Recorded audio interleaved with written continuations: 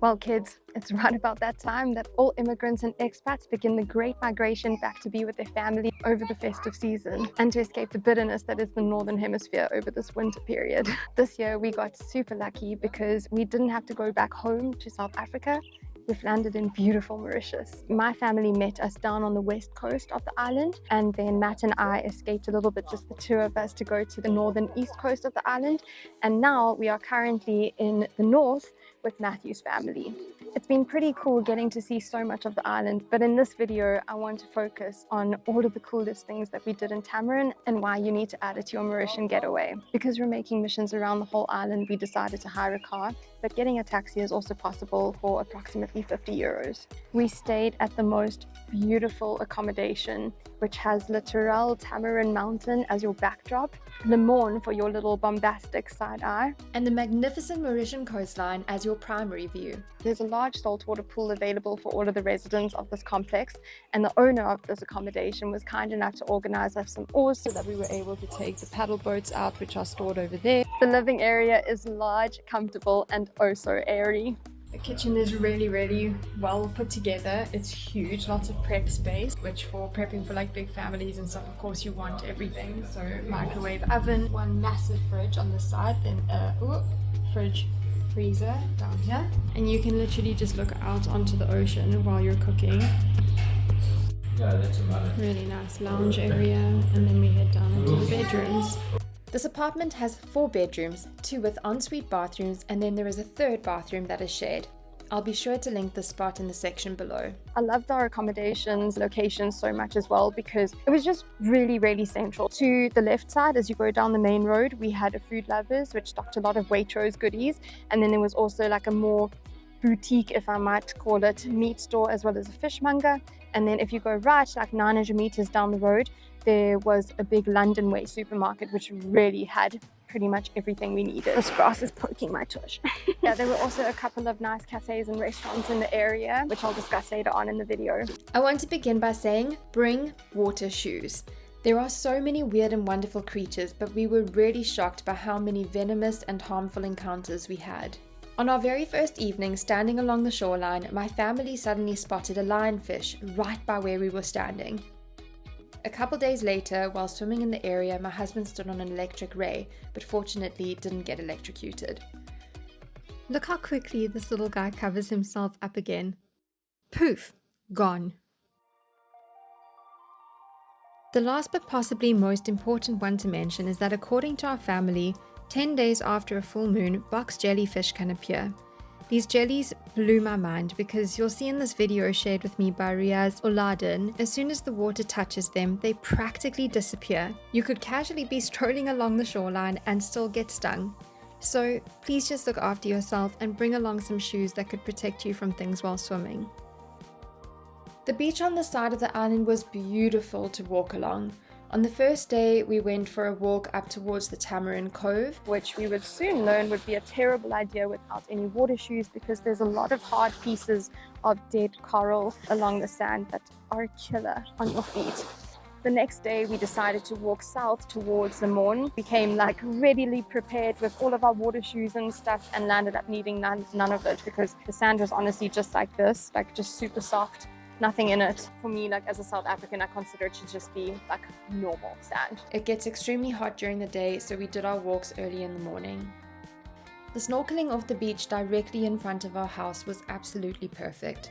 It was pretty shallow, as you can see in these clips of my family. But it was beautiful, and also because the water is so calm over there, you don't necessarily need to stress about waves coming and crashing over you and like smashing you into the coral and stuff. Just take care not to kick or knock the reefs, and if you're going to put your hands on things, try and use a maximum of 2 fingers and watch out where you place them. Over the next few days, we got a little more adventurous and head out to the point past where the waves break and discovered the most beautiful reefs with a bit more depth. My dad and brother-in-law even spotted a white-tip reef shark here, which I'm so sad I missed. Definitely bring along a mask, snorkel and fins if this is something you enjoy doing. It was very well worth it. Sunsets on the side of the island are simply the best. We had the most mesmerizing sunsets 7 nights in a row.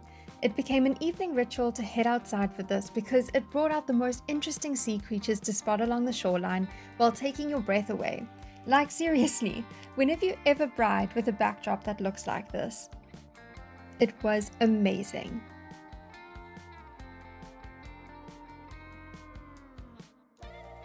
My family is a scuba family, and so we decided to try one dive in the area. I'm not going to mention the dive charter we went with because I was personally not very blown away by their service. The setup felt very rushed, and I didn't find the leader of our dive to be very engaging or helpful in pointing out cool creatures. He did show us a beautiful paperfish, which I most likely wouldn't have spotted myself, but there was no excitement or debrief after the dive, which is something that I'm just not used to. It could have just been an average reef selection, and unfortunately because of this I didn't choose to do any further dives here, but I did absolutely love my scuba diving in the north of the island, which I'll share more on when I cover that in my next video. Something which is very popular on this side of the island is snorkeling with dolphins, but it's something that we chose to not partake in. It seems that the dolphins tend to be up by the Tamarin Cove basically every morning. On the morning of my brother's birthday, we got up at the crack of dawn before the sunrise to take the canoes out, and what we got to see was hordes of boats chasing the dolphins all along the coastline. There are other YouTube videos that you can view for this if you'd like to do it, but I would personally recommend reaching out to a canoe tour of the dolphins instead of using the boats.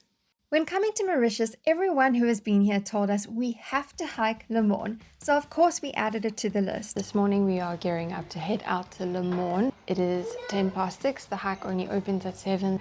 The weather's looking really beautiful. I know it's technically not Tamarin, but it's much easier to reach Le Morne from here as opposed to being all the way up in Grand Bay.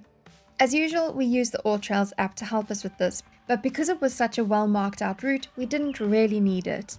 You'll see the signs from both sides of the road, and then you'll turn off the main road onto a dirt road for approximately 1 kilometer to find the parking lot. There is a book at the entrance for you to sign in how many people you're hiking with that you need to sign out of once completing the hike. It supposedly opens at 7 a.m, but people were there from 5 a.m. with personal guides. The earlier the better because the Mauritian sun is hot. Make sure you lather up with sun cream and bring a lot of water with you as this hike is not shaded at all. Delicious. Some snacks and a hat are not a bad idea either. Beautiful sounds of nature. And Leah. Just head through to the viewpoint that kind of veers off the path. If you're planning on going this far, then I would definitely recommend taking this little path, but if your intent is to climb all the way to the top, then I don't think that this point offers anything more than what the views higher up will offer. My sister and brother-in-law managed to do this hike with my niece up until the point where there are very obvious signs stating that things are going to get a lot more technical. I think it was approximately 2 kilometers that they were able to hike with us, and then they turned around. So it's beyond here, dangerous. So you'll reach the sign and then you know that things are about to get real. I think this is actually the most technical hike that I've ever done.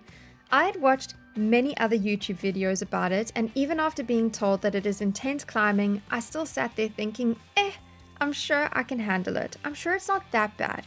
But none of those videos are lying, I promise you this. These camera angles do nothing to manipulate what is real. It is very steep and you spend a lot of time on your bum. Oh, so we go down and then up again. Yeah. They like to play with your emotions. The views on this hike are simply stunning, and as you get to the top you can see the underwater waterfall, even though it's technically upside down from this point. This hike was a little bit deceptively long, but I've made it up to the top. It's freaking high and it's really technical. It's quite scary. I'm not really keen to go down. It's actually so mind-blowing now coming down and looking up, flies, and looking up at where we came from. Because literally, I went all the way up to that peak at the top over there. I think that after all of the squatting that I was doing as I was coming down the rock face, I've like exhausted my quads. So I am walking down backwards because my quads are literally just on fire. It freaking like starts to hurt when every step you take, your toes are like up against the front of your shoes. I'm not going to be able to feel my toenails at the end of this.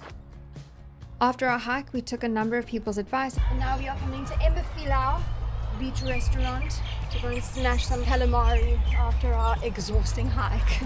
Or maybe we already did and we're faking it. Catch me red-handed. You got me. You got me real good. You got me good, boy. Sorry. I really don't know what people find so amazing about this food. We had the calamari and my brother had a burger and it was pretty average. The only thing giving the calamari flavor was the small amount of mayonnaise accompanying it. The Morne beach, however, is absolutely gorgeous and so tropical. So maybe this is the reason why people love this spot. Missioning around Mauritius is intense with the heat, but we wanted to see the capital of this tiny country.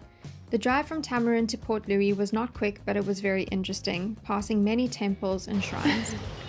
Cool, so today we have come through to Port Louis. We are just struggling to find a bit of parking, so the boys have gone off to deal with that. But this place that we are standing in at the moment, it's like some historic gardens, but the trees, oh my gosh, like just look at these trees. It is so beautiful. We've arrived at the central market. It looks a little bit strange. Let's go inside and have a look.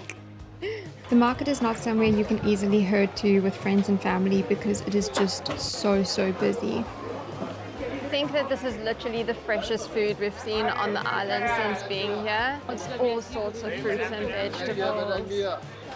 Everyone is actually trying to hustle to get their food in, and I'm just here like, ooh. I mostly felt safe, but there was a strange gentleman who seemed to follow us for a bit, which made me uneasy. And after reading some Google reviews, I see pickpocketing can be a thing, so just be sure to keep your bags closed and your pockets empty. Dad, this guy over here has kind of been following us, so just...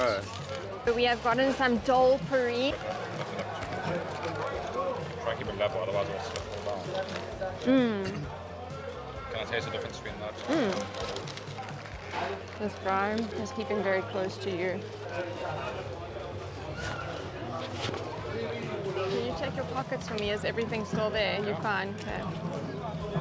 We've now come to a little sweet stand. You can see how much I'm sweating. But yeah, we got ourselves 3 treats. So thank you so much. Bye. Hello. Hi.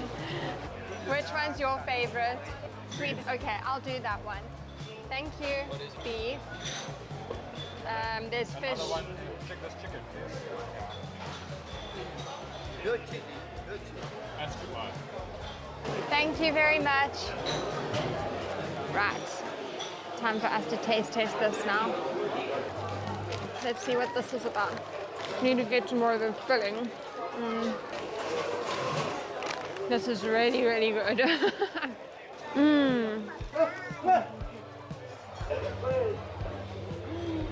Happy. Matt and I got a little too into trying the food to continue with finding the meat section of the market, but Matt landed up going back to Port Louis later on in the holiday with his brother and took this little clip for me. The meat section is not refrigerated in any way.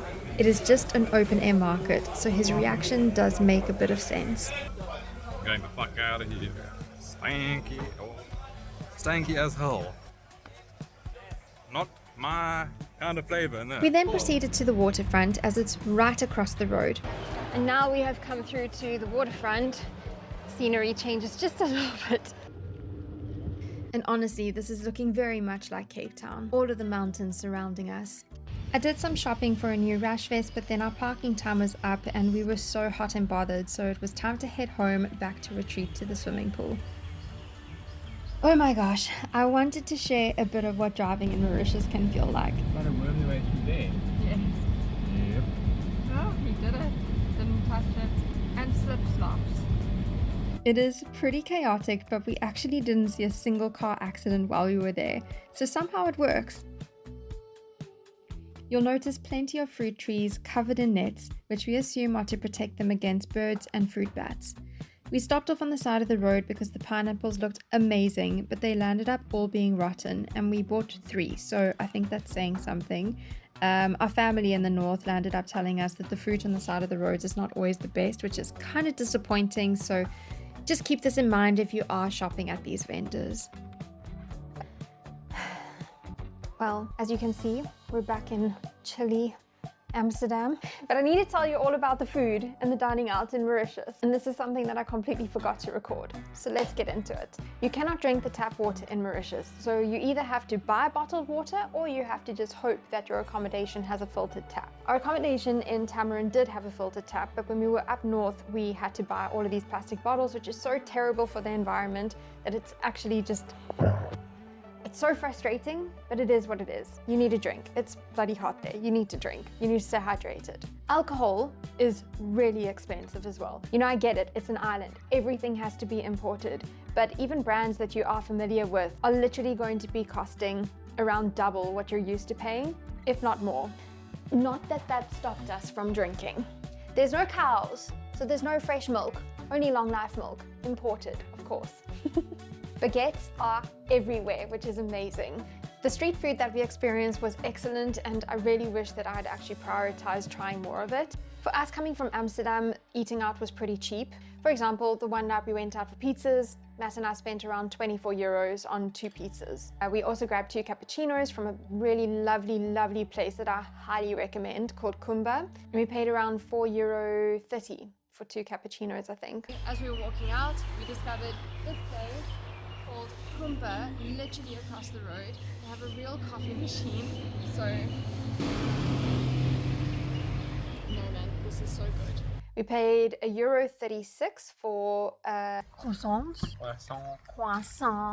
And from that same place that we got the croissants, I paid €9.70 for 2 baguette sandwiches, which is really not bad. Like in Amsterdam,